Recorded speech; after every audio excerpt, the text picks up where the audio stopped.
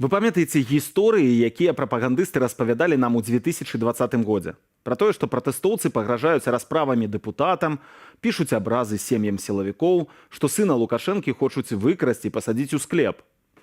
У выніку гэтыя служкі рэжыму разумелі, што калі не Лукашенка, то з імі можа здарыцца што заўгодна. Праз амаль 4 гады мы знаходзім вельмі цікавыя факты пра тое, хто насамрэч стаяў за рассылкамі пагрозаў. Юлія Цяльпук звязала здабытыя доказы ў адное цэлае.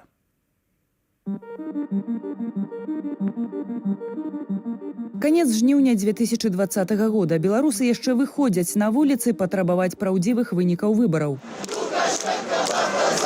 Ізалятары перапоўненыя пратэстоўцамі, большасць якіх прайшлі праз збіццё і катаванні. Жорсткасць сілавікоў непрымальная нават для некаторых вінцікаў лукашэнкаўскай сістэмы, асобныя выказваюцца супраць гвалту.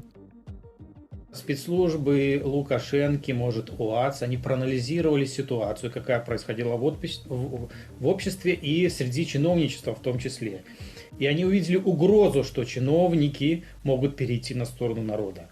И поэтому был дан указ именно запугать чиновников. И вам не будет работы. Запалохаць, але ж не ад свайго імя. Те же ОМОНовцы, которым каждый день, госслужащим, журналистам, каждый день их травят. У сацыяльных сетках сілавікоў і на прапагандысцкіх ТБ адну за другую змяшчалі весткі пра агрэсію з боку пратэстоўцаў у дачыненні службовых асобаў. 30 жніўня ў праграме «Панорама» прогучала. Зарубежными центрами из Польши и Чехии через отдельных членов так называемого Координационного совета, а также через ряд телеграм-каналов в настоящее время осуществляется сильнейшее давление и на депутатский корпус. Днем раней з нумару мабільнага аператора А1, зарэгістраванага ў той самы дзень, невядомыя разаслалі 59 СМС-паведамленняў з пагрозамі на адрас дэпутатаў, высокапастаўленых супрацоўнікаў міліцыі, суддзяў і чыноўнікаў з усёй Беларусі. Дакументы з базаў крымінальнага вышуку, якія пацвярджаюць гэты факт, нам перадалі ініцыятывы «Байпол» і «Белпол». З заяваю на пагрозы ў міліцыю першым звярнуўся экс-маёр міліцыі, старшыня Лельчыцкага райвыканкаму Сергей Касінскі. У даведцы па яго крымінальнай справе бачым. Абоненцкі нумар з канцоўкай 853 зарэгістраваны 29 жніўня 2020 года ў аддзеле продажаў РУП «Белпошта» ў будынку Менскага чыгуначнага вакзалу на імя Курыловіча Александра Сергеевича, 1971 года нараджэння. Не працуе, не судзімы, злоўжывае спіртовымі напоямі. Пры вывучэнні камераў відэаназірання чыгуначнага вакзалу установлена, што сумесна з Курыловічам знаходзіўся Анаеў Ахмырат, 1962 года нараджэння. Ужо 8 верасня ў галоўным упраўленні крымінальнага вышуку дапыталі на паліграфе Курыловіча і Анаева, што рэгістравалі нумар. Мужчынаў пакінулі на свабодзе. Праз тыдзень МУС арганізавала брыфінг па супрацьдзеянні гвалту і пагрозаў у дачыненні дзяржслужбоўцаў. Мы занимаемся уже сотнями материалов доследственных проверок и обеспечиваем оперативное сопровождение по сотням уголовных дел, которые возбуждены по таким фактам. Безусловно, это проблема, и эта проблема приобретает такой уже национальный характер. Я не завидую тем маргиналам, которые посмеют сунуться к членам наших семей, к нашим сотрудникам. Мало не покажется. Сразу вас предупреждаю. Подумайте о своем здоровье, что будет с вами, если вы посмеете тронуть кого-то из членов наших семей. Праз некалькі месяцаў крымінальныя справы аб пагрозах і хуліганстве ў дачыненні абаронцаў рэжыму пачалі ручаямі сцякацца ў следчы камітэт. У тым ліку і справы, датычнымі да якіх праходзілі ўжо дапытаныя Анаеў і Курыловіч, а таксама пляменнік апошняга Уладзімір Цітараў. Аб'ядноўвае мужчынаў, што ў выбарчым 2020-м яны не мелі афіцыйнай працы, а раней працавалі рабочымі, пераважна ў будаўнічым сектары. Што незвычайна, дык гэта колькасць сім-картаў, якія яны рэгістравалі на свае старыя і новыя пашпарты. З 15 по 20 год Анаеў меў 260 сімак, Курылович 43 и 14 титаров. Здесь вполне возможно, что эти граждане были на связи с определенными оперативниками, то есть стояли на контакте с милицией. И под каждую определенную разработку, может быть, под каждое какое-то конкретное дело, под каждое определенное, возможно, какое-то там задание, они делали эту сим-карту. Гэтак гандляры сім-картамі ўжо пасля допыту засвяціліся ў яшчэ адной крымінальнай справе. Невядомыя закінулі 5 кактэйляў Молатава на участак сябрука Александра Лукашэнкі, дэпутата Уладзіміра Канаплёва, які ачольвае Беларускую федэрацыю гандболу. Суседка Канаплёва ў элітным азёрным завулку маці Мікалая Лукашэнкі, Ірына Абельская. Блізкія да цела дыктатара хочуць хуткага раскрыцця злачынства. Максім Свірыд, які ачольваў крымінальны вышук, завяраў, што выпрацаваў эфектыўную форму абароны дзяржаўных службоўцаў. Органы внутренних дел со своей стороны консолидировали усилия в этом направлении деятельности. Криминальная милиция, сотрудники подразделений уголовного розыска, сотрудники подразделений по противодействию преступлениям в сфере высоких технологий, по борьбе с организованной преступностью. Як Максім Александрович кансалідаваўся са следчым камітэтам, пачуем у атрыманых намі ад кіберпартызанаў праслухоўваннях тэлефонных размоваў. Максим Александрович, мне вся республика скинула дела Караева в соединении депутатов. Да. Угу. У меня в материалах дела есть видео, о Первомайске еще занимались, наши никто не пробил. Установили, что, в общем, вот это дело пересекается. Одному депутату направляли сообщение с 2 номеров. Один номер попадает в Караева, второй номер... Наташа, я тебе, это не телефонный разговор, я тебе приеду, расскажу. Там лица установлены, я знаю этих людей. Не телефонный разговор, я тебе потом расскажу. Хорошо, потому что, походу, мы тоже на них вышли. Я хотела быстро санкционировать. Подожди, не торопись. Я к тебе подъеду на этой неделе, проговорим. Не надо ничего там пока санкционировать.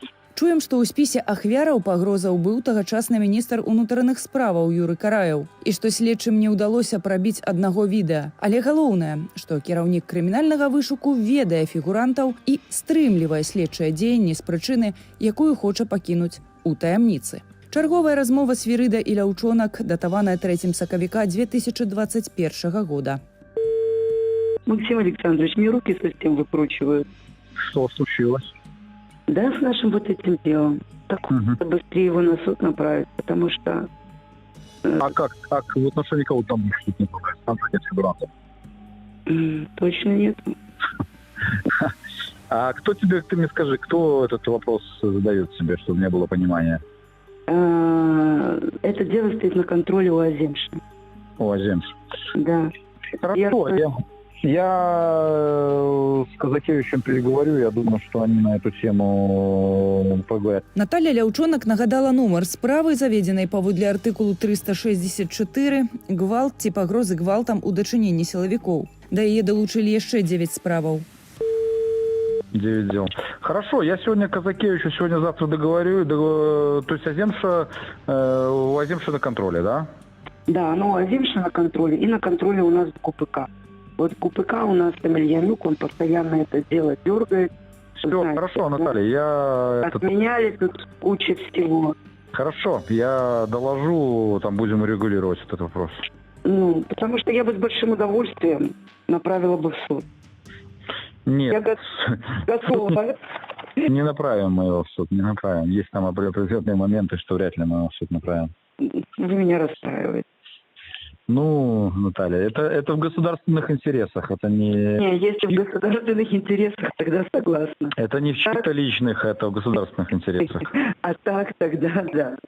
Хорошо. Сутнасць размовы аналізуюць доктар Ярослаў Кот, колішні супрацоўнік кафедры крыміналістыкі БДУ, а таксама прадстаўнікі Байполу и Белполу. Говорит, что это, дело национальной безопасности, и ход этому делу давать нельзя, и он не будет дан в будущем. И это говорит о том, что Свирид знал, кто осуществлял эти звонки, и, скорее всего, делаем вывод, что они осуществлялись с его ведома. Но по моей практике этим занимаются представители КГБ. То есть сотрудники КГБ обычно в таких случаях находят людей, которые могут осуществлять звонки, либо сами их осуществляют оперативные сотрудники. Фактически таким образом, такие как Свирид, они подливали масло в огонь. Они сами же себе развязывали руки для репрессий над белорусскими гражданами. При этом репрессии, которые выходят то есть за рамки закона. И представьте, что на суде вот эта троица сказала бы, так это вот, это милиция совершала. Рэжымаахоўчыя органы таксама рабілі такія фіктыўныя правакатарскія справы.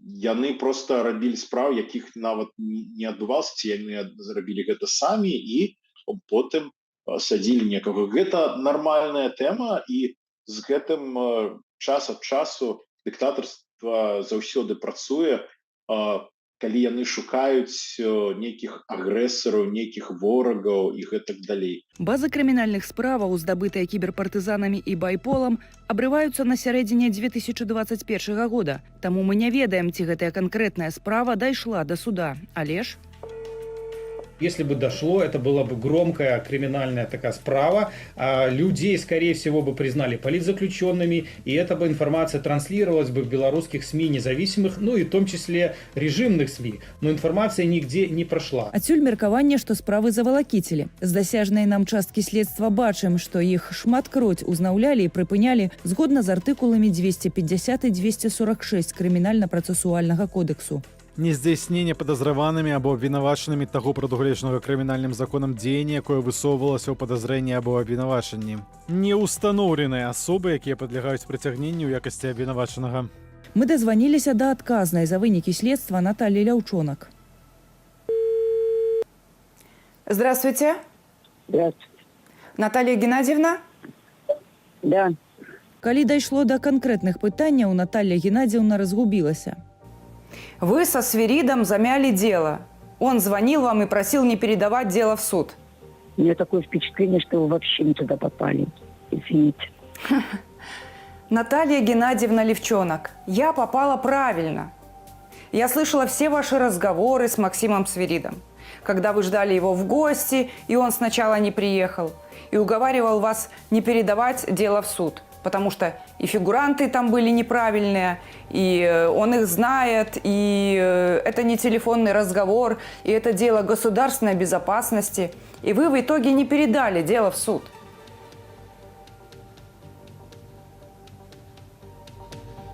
Молчание. Дазваніліся і да Александра Курыловича, з нумароў якога ажыццяўляліся рассылкі. А вы предполагаете, по какому делу вас могут вызывать?